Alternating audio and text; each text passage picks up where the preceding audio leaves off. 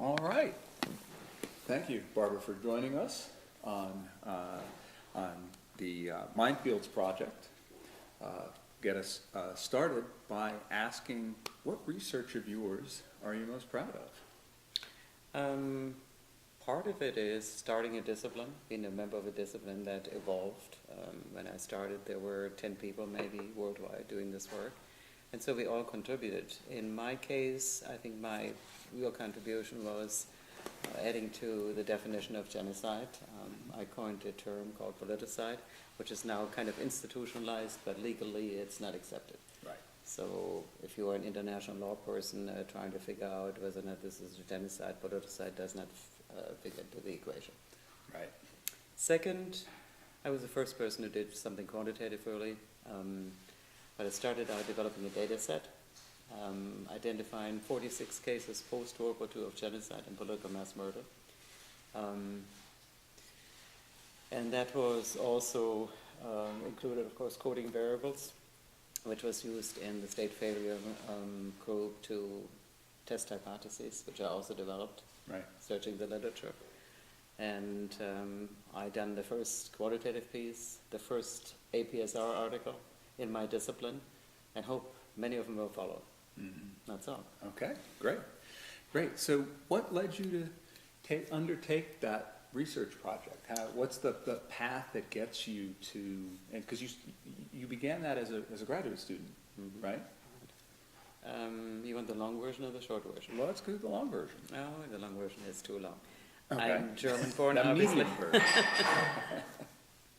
I'm German-born and belong to the post-war World War II generation, which was anti-authoritarian. We would not take any advice or did not accept any judgment of the previous generation. Mm-hmm. Luckily, I grew up in a very left communist socialist family, but it didn't make any difference when I came to the United States in 1967.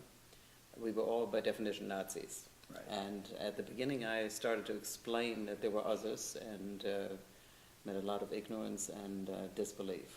And of course, the Holocaust had a major impact on me. I had an uncle in the camp, another one in prison, and both of them survived. I read about Auschwitz. It wasn't taught when I grew up, but it was taught by my family, and I couldn't believe that this happened, that the guy next door may be a murderer. And as you realize, the trials that, other than the Nuremberg trials, took place always through the 60s. I remember meeting the prosecutor for the Auschwitz process, who didn't believe in capital punishment, and I endorsed it. Nowadays, I change tunes. I think that some of these guys should have been hung on the spot. How's that? And that's still driving my research, but I realized the Holocaust wasn't the only one. Look at the Armenian tragedy, look at what happened in Namibia, what is now Namibia, the first German genocide against indigenous people, and a lot of others, Cambodia, the Chinese, terrible cultural war, cultural revolution, and lots of other cases, Rwanda, Burundi, you name it. Right. And people suffer alike, so I think that's what drives me still today. And were you drawn as an undergraduate already, or was it master's, or was it more when you got to your PhD? Basically, I wanted to make a difference in terms of how people treat each other, that this should never happen again. There was something that drove me at that time. I was intrigued by trying to do something about humanity or improve humanity's behavior, know something about tolerance. I experienced racism in this country, and it was something I didn't expect, the degree of racism that existed. And so, yes, I think I was interested as an undergraduate already. Okay. To make a difference. Yeah. And of course, as a European, people assumed that I would study Europe. I was bored by this, so I specialized in the Middle East. Oh, really? Okay. All right. And then, and you went to, was it Northeastern Illinois for your undergraduate degree and master's, and then I went to Northwestern University to do my PhD, which was, of course, very quantitative. Right. And I was a returning woman, which meant I was a little older. Yep. And going back to statistics 1, 2, 3 and probabilities was a bit of a challenge, but Yeah. we all did it. And you were a single mom at the time? Is that I true got a as well? divorce after my first year, for obvious reason. I spent 7 days in the library, so I was never home. But I had one child I'm very close to, so and he did well. All right, good. So let me then ask, just probe on this a little bit further. You get to Northwestern. You struggle through probability and statistics and... Actually, I did well. Okay, all right, okay. But not that it was easy.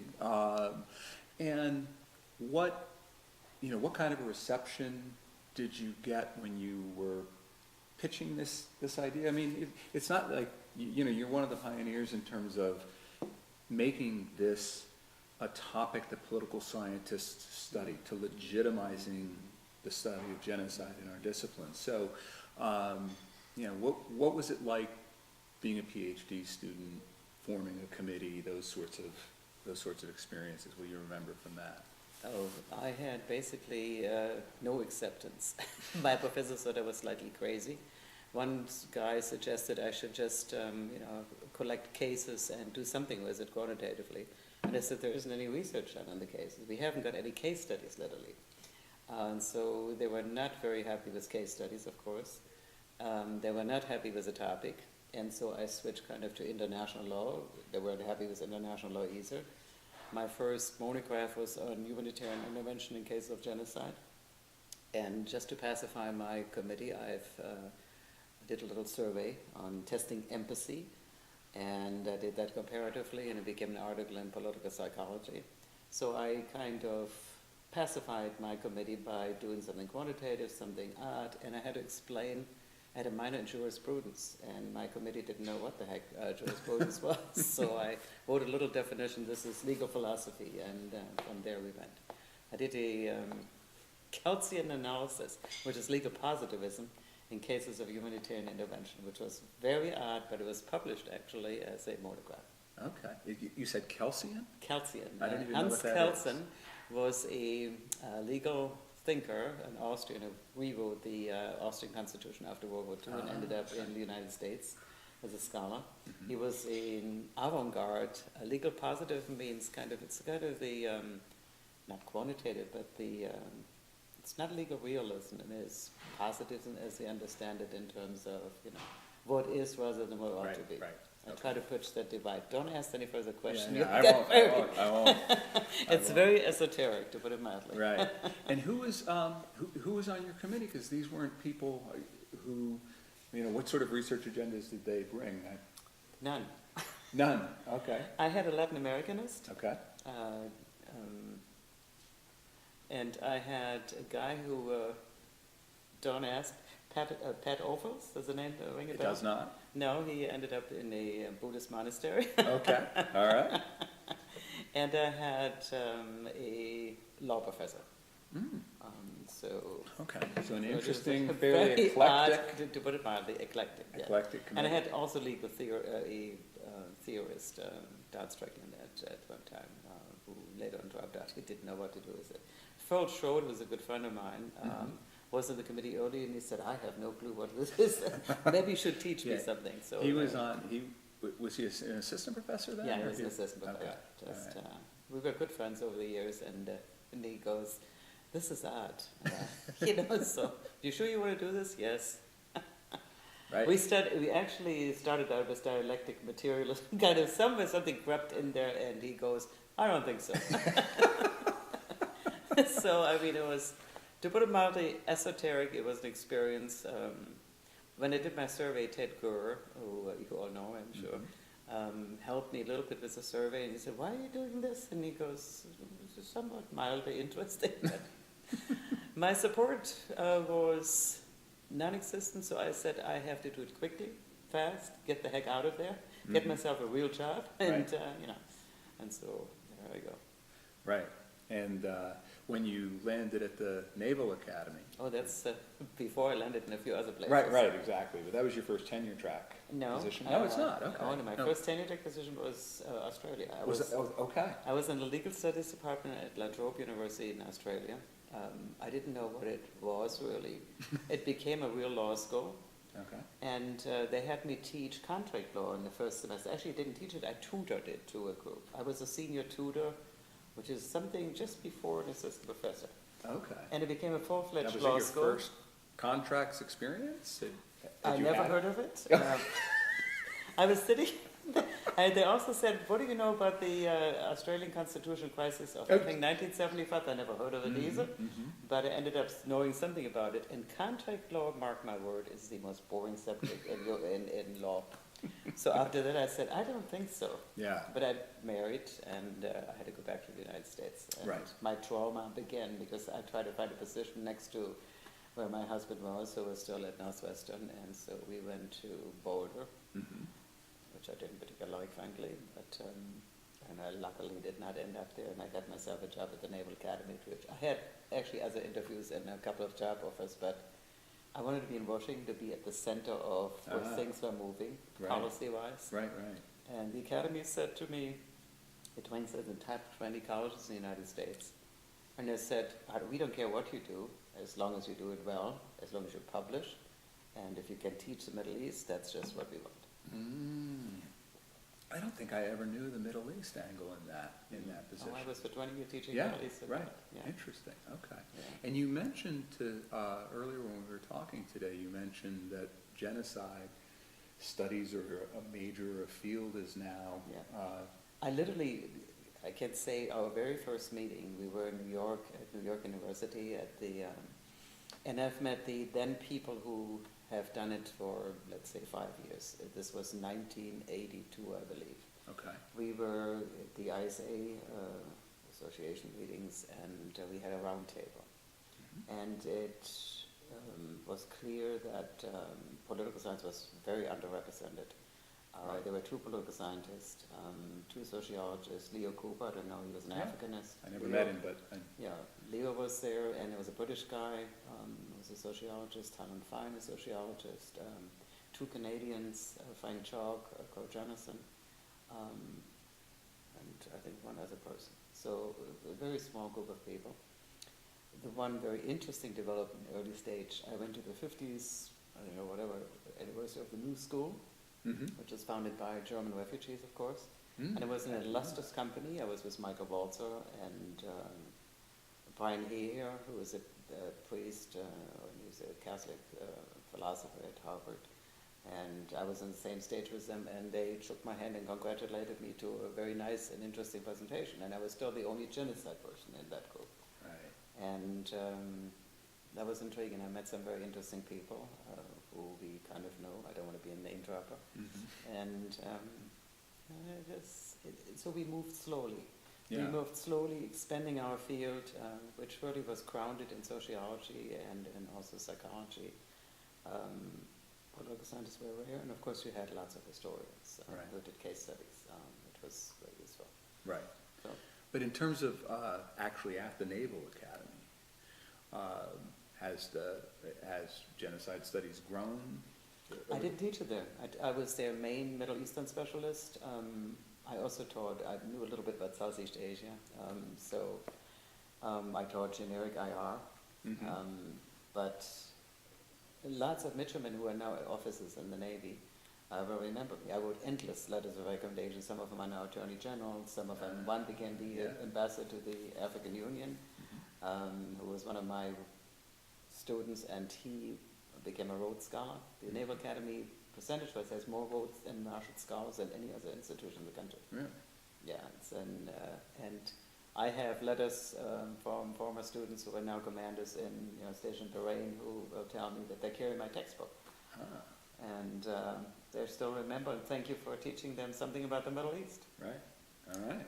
And one of my colleagues was a 4-star general, John Allen, who you all know, I hope, who spoke for our president, our would-be president, but he was also a specialist in the Middle East, knew more about anybody else, and became a 4-star general, first Marine Commandant of the Academy, a very impressive man. And I met him when he was a major in my department. Yeah, all right. So much for name dropping. Right. Okay.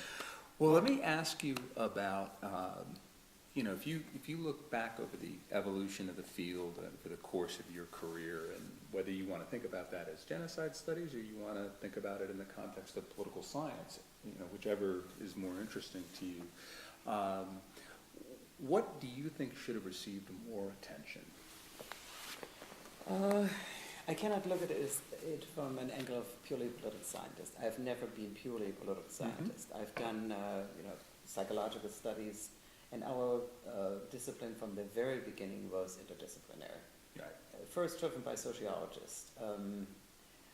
More attention, probably political scientists should have endorsed it earlier, because it deals, it's part of the human rights agenda, of course, the extreme version of it. Now it's entering more so, you know, political scientists are into studying mass atrocities, developing models, doing quantitative analysis, all kinds of things. At the beginning, no.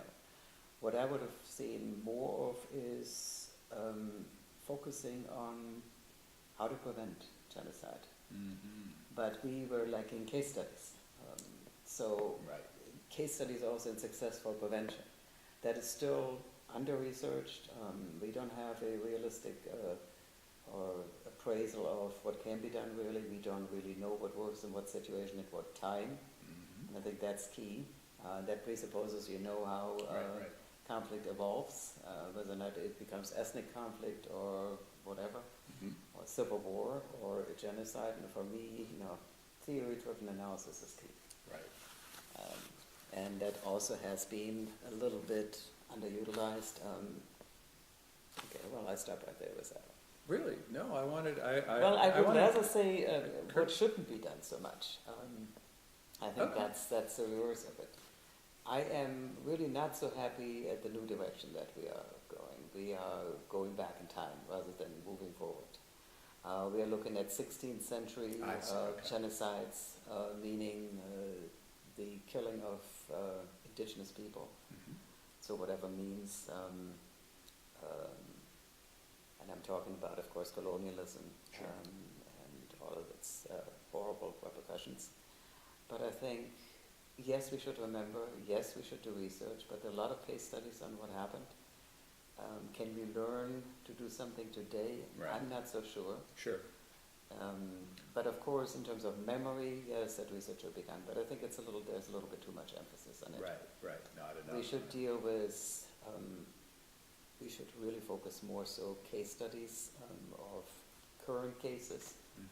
We haven't done enough on that. A little bit more theorizing, comparative analysis, more formal analysis.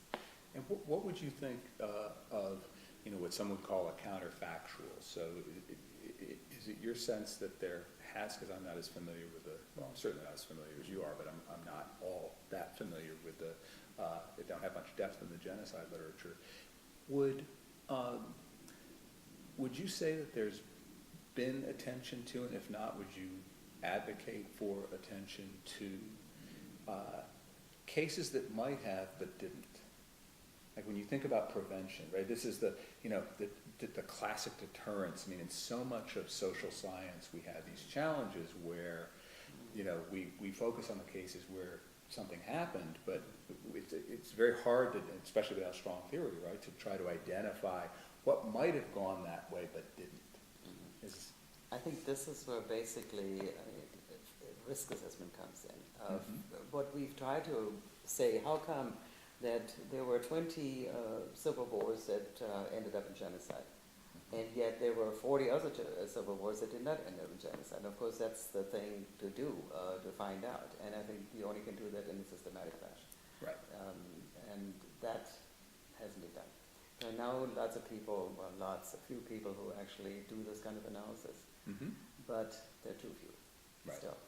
Still, we are still anchored in case studies.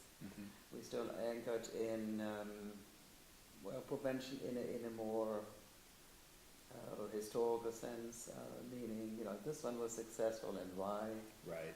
But you don't generate, you don't go beyond it. You don't say, well, how come it wasn't successful in that country? That's right. So we don't have case studies on that. Okay. You know, and I think that's really sorely missing, because if you wanted to advise governments or advise any That's type right. of authority, what are you going to tell them? Mhm. It worked in Macedonia, but it didn't work in country X. And, so the question I was asked when I was a member of the task force, the Political Instability Task Force, was, what can you tell us? What should we do at this point in time? Is it cost effective? Is it effective, period? Will it have long-term repercussion? Will we establish something that's lasting?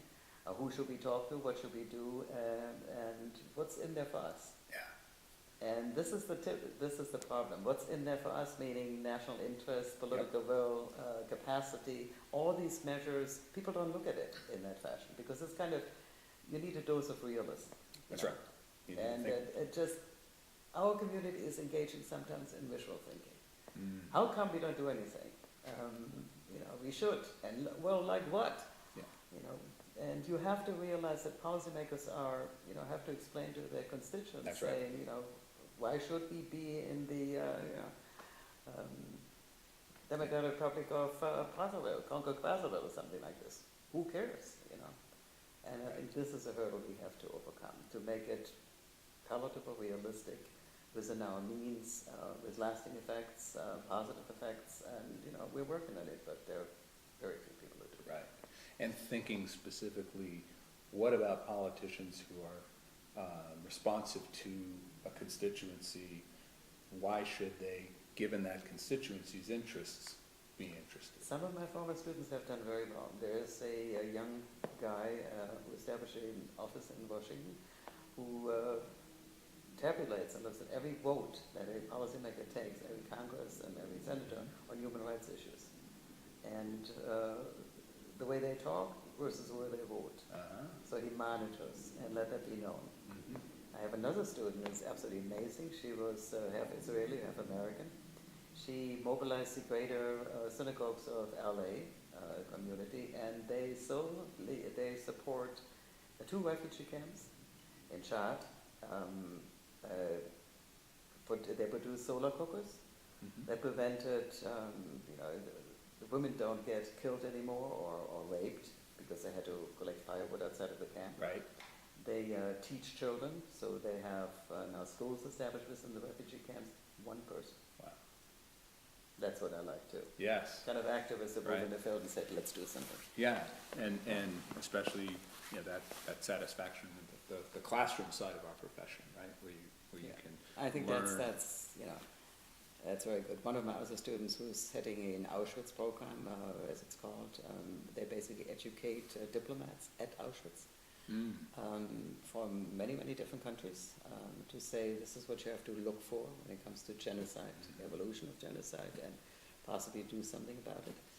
So it's going, you're talking about people from China who come Yeah. there, Korea, you Right. name it. So it's very successful, small program, but it's absolutely innovative and teach the world what genocide is all about. Right.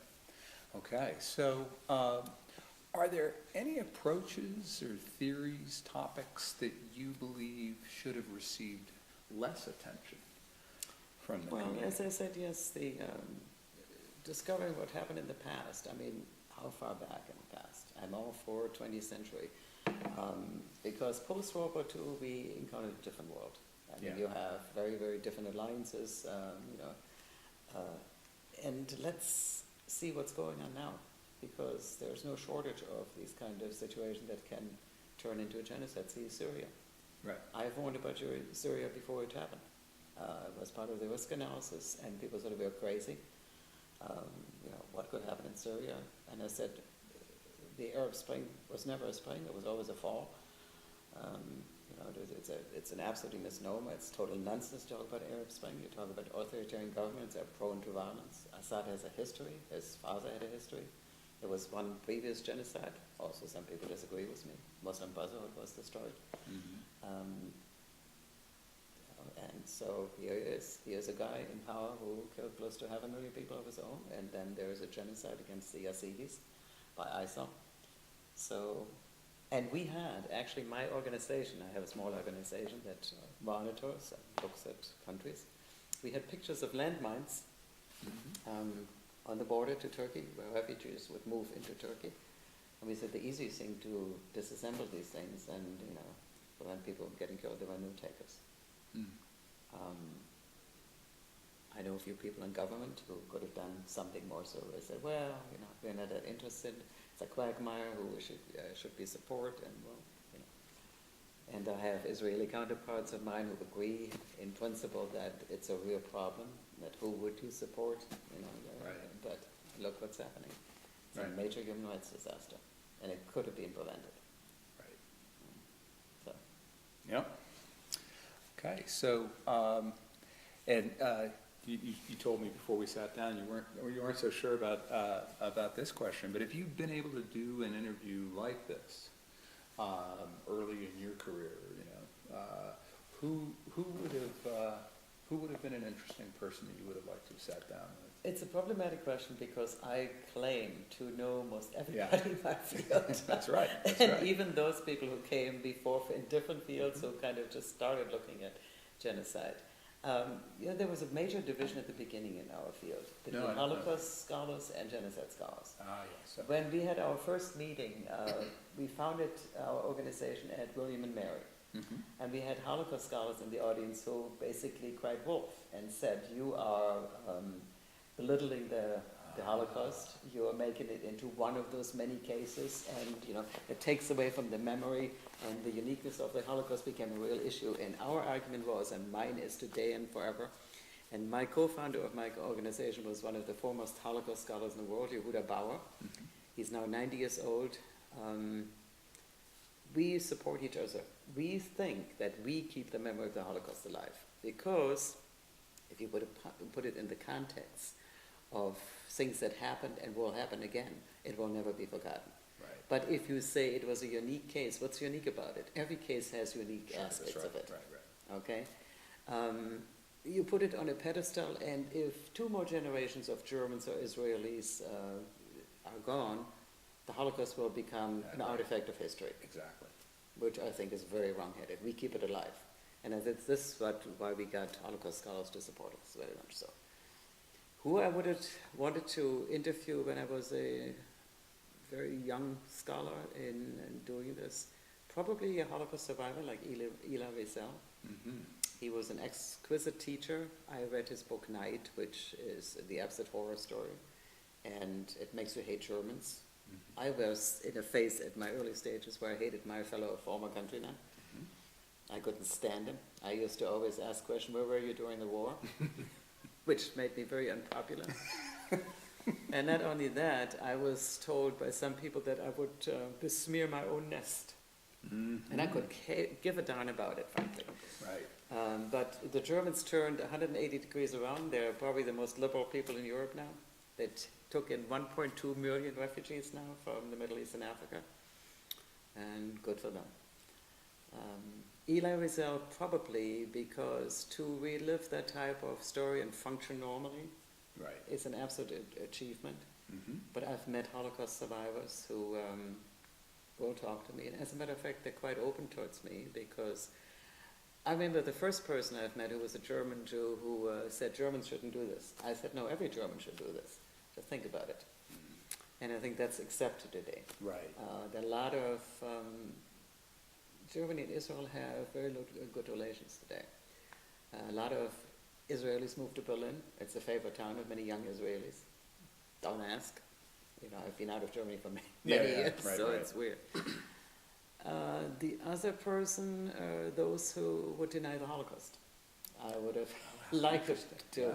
Or people who give simplistic explanations, such as Goldhagen, mm-hmm. who knocks everybody in the field, mm-hmm. but himself, of course, and wrote this one variable explanation, anti-Semitism alive and well, from Martin Luther to now, which makes no sense whatsoever. I made a lot of money and had Germans beating their chests saying we are so guilty. Mm-hmm. And for me, that's nonsense. Right. You don't do that. It's a multifaceted phenomena. It's a very complex phenomena. Even the variables that I have explain only part of the story. Right. That type of thing. To say, look, challenge you and one other person. No, I don't want to mention that name.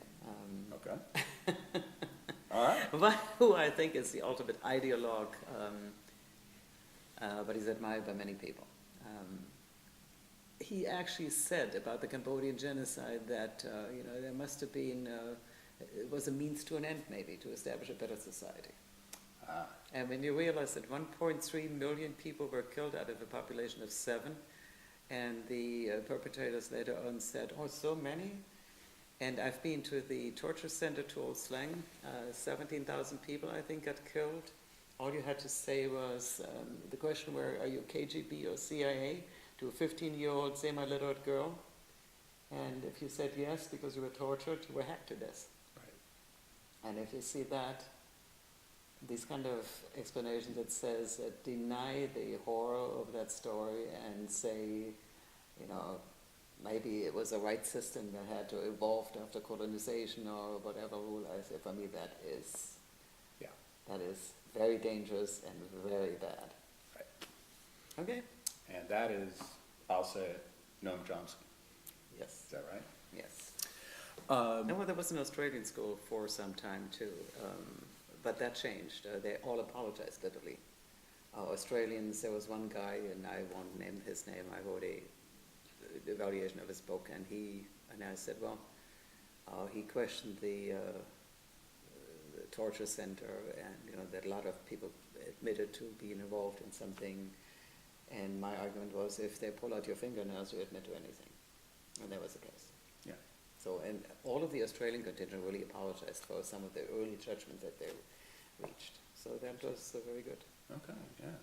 Well, and the romanticization for me of Che Guevara, given the courts and corpses that he ran, is, and then that, you were more present in the 60s and 70s in the United States with I grew up with the left apologizing for Stalin. I mean, I grew up as a left in a left family, and I belonged to a young socialist. Was actually a social democratic party movement.